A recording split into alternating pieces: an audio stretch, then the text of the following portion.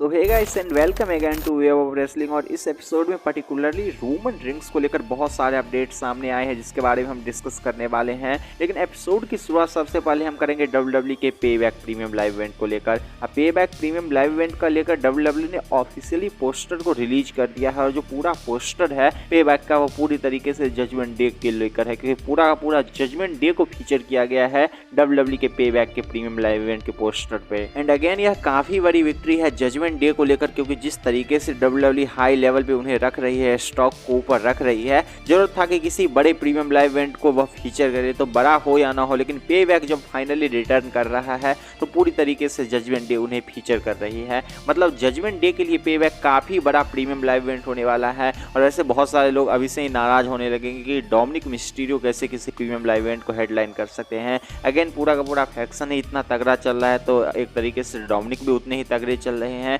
तो यह कोई बड़ी बात नहीं है। लेकिन फाइनली जब पे बैक का प्रीमियम लाइव इवेंट का पोस्टर सामने आ चुका है तो एक बात तो क्लियर है कि जजमेंट डे को लेकर काफी बड़ी चीजें होने वाली है। अब क्लियर यह करना है कि जजमेंट डे के अंदर यह होने वाली है या जजमेंट डे किसी और के साथ यह करने वाली है, क्योंकि जजमेंट डे के अंदर यह होगी इसके चांसेस बहुत ही ज्यादा कम लग रहे हैं, क्योंकि जिस तरीके से डब्ल्यूडब्ल्यू स्टॉक को ऊपर रख रही है, डब्ल्यूडब्ल्यू चाहेगी कि और बड़े लेवल पे जजमेंट डे को लेके जाए। और फाइनली पे बैक इस एग्जांपल है कि डब्ल्यूडब्ल्यू के पास अभी भी बहुत सारे मेजर प्लान्स है जजमेंट डे को लेकर। भाई हमारी अगली अपडेट भी डब्ल्यूडब्ल्यू के एक और बड़े पोस्टर रिलीज से है और वह रेसलमेनिया 40 को लेकर है। अब रेसलमेनिया 40 में तो काफी लंबा टाइम है, लेकिन अभी डब्ल्यूडब्ल्यू ने जो इनिशियल पोस्टर है उसे रिलीज कर दिया है, जहां पे आप देख सकते हैं कि Roman Reigns, Cody Rhodes, Brock Lesnar, Asuka, Seth freaking Rollins, Becky Lynch, Bianca Belair और रिया रिप्ली को उन्होंने फीचर किया है। तो ब्रॉक लेसनर, रोमन रिंग्स और कोडी रोड्स और रॉलिंस चारों ही कंफर्म हो चुके हैं। हालांकि अर्लियर पोस्टर है तो कुछ चेंजेस आ सकते हैं, लेकिन जो अभी है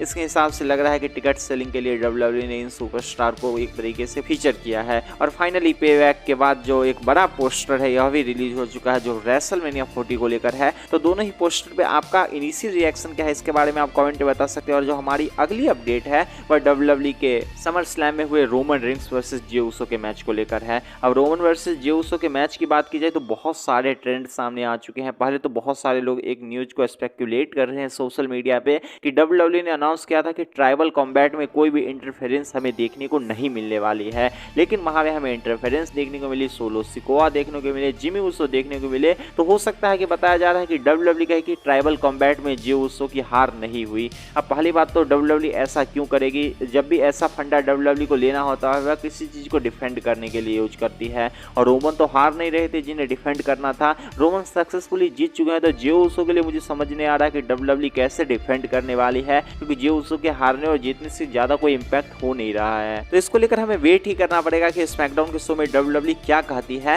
लेकिन जे और रोमन के मैच को लेकर एक बड़ी रिपोर्ट यह सामने आई कि डब्ल्यूडब्ल्यू ने कभी सोचा ही नहीं था कि वो जे उसो की चैंपियनशिप देने वाली है। और अगेन मैंने पहले भी वीडियो में बोला था कि अभी कोई सेंस नहीं बन रहा है, और ऐसा ही हमें डेव मेल्जर की तरफ से रिपोर्ट भी देखने को मिली है कि डब्ल्यूडब्ल्यू ने बैक टू बैक रोमन के लिए जितने प्लान्स होने वाले हैं सब बुक करके रखा है, और काफी लॉन्ग टर्म में रोमन रिंग्स चल रहे हैं। तो जे उसो को चैंपियनशिप दे देगी इसको कभी भी डब्ल्यूडब्ल्यू ने डिस्कस भी नहीं किया था, तो यह कहना कि थोड़े भी चांसेस है कहना बिल्कुल गलत होगा। और क्लियरली अब दिख रहा है कि डब्ल्यूडब्ल्यू रोमन को एक और लंबे टाइटल रेन पे लेके जाने वाली है। और जैसा रिपोर्ट का कहना था कि टाइटल रेन तब तक रहने वाला है जब तक रोमन नहीं कह दे कि अब उन्हें नहीं चाहिए। तो यह क्लियर है कि अभी रोमन रिंग्स को जो ऐसे सोचे हैं कि बोरिंग लग रहा है, कम से कम एक साल और उन्हें वेट करना ही होगा। वही हमारी अगली अपडेट सामने आ रही है जे उसो और जिमी उसो के मैच को लेकर। अब डब्ल्यूडब्ल्यू के पे बैक को लेकर एक जो मेजर रिपोर्ट सामने आई थी कि डब्ल्यूडब्ल्यू पे बैक में जे उसो वर्सेस जिमी उसो का मैच करा सकती है, लेकिन अब रिपोर्ट सामने आ रही है कि डब्ल्यूडब्ल्यू के कुछ क्रिएटिव मेंबर स्पेशली वन एक ऐसा पावर है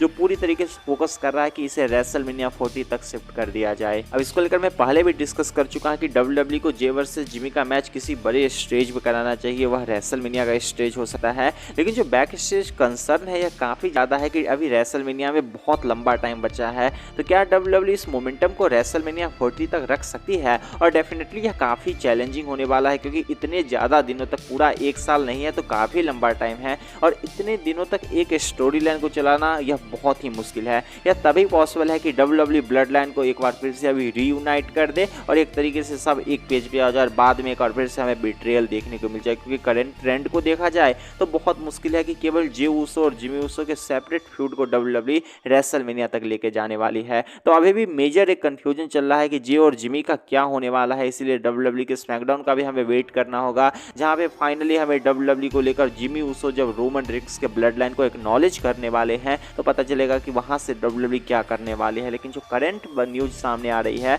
वह यही बता रहा है कि WWE में कुछ लोग फोर्स कर रहे हैं कि जे वर्सेस जिमी को रेसलमेनिया 40 तक शिफ्ट कर दिया जाए। वही हमारी जो फाइनल अपडेट सामने आ रही है वह रोमन रिंग्स से रिलेटेड है। अब रोमन रिंग्स की बात की जाए तो रोमन रिंग्स को समर स्लैम को लेकर अपडेट सामने आया था कि जे उसो के साथ उनके मैच में इंजरी हो गई थी। कुछ बड़ा कंसर्न भी सामने आया कि WWE का जो प्रेस कॉन्फ्रेंस था वहां पे रोमन रिंग्स को होना था, फिर भी रोमन रिंग्स अवेलेबल नहीं थे। यहाँ पे पॉल हेमन का बिहेवियर भी काफी क्वेश्चन मार्क के अंदर आता है, क्योंकि काफी उन्होंने हार्ड बिहेव किया WWE के स्टाफ के साथ। तो एक तरीके से कंसर्न चल रहा है रोमन रिंग्स को लेकर वो और भी ज्यादा इंक्रीज ही होते जा रहा है। लेकिन एक अच्छी न्यूज यह है कि WWE की तरफ से अब ऑफिशियली लगभग हमें कंफर्मेशन मिल रहा है कि आने वाले स्मैकडाउन के शो पे हमें ट्राइबल चीफ रोमन रिंग्स देखने को मिलने वाले हैं। अब बड़ा क्वेश्चन यह है कि रोमन रिंग्स यदि इंजर्ड होते हैं क्या WWE टाइटल को रिलिंग्विश कराने वाली है, तो इसको लेकर अब करेंटली कंफर्म रिपोर्ट सामने आ चुकी है कि रोमन रिंग्स को लेकर ऐसा कुछ भी हमें देखने को नहीं मिलने वाला है।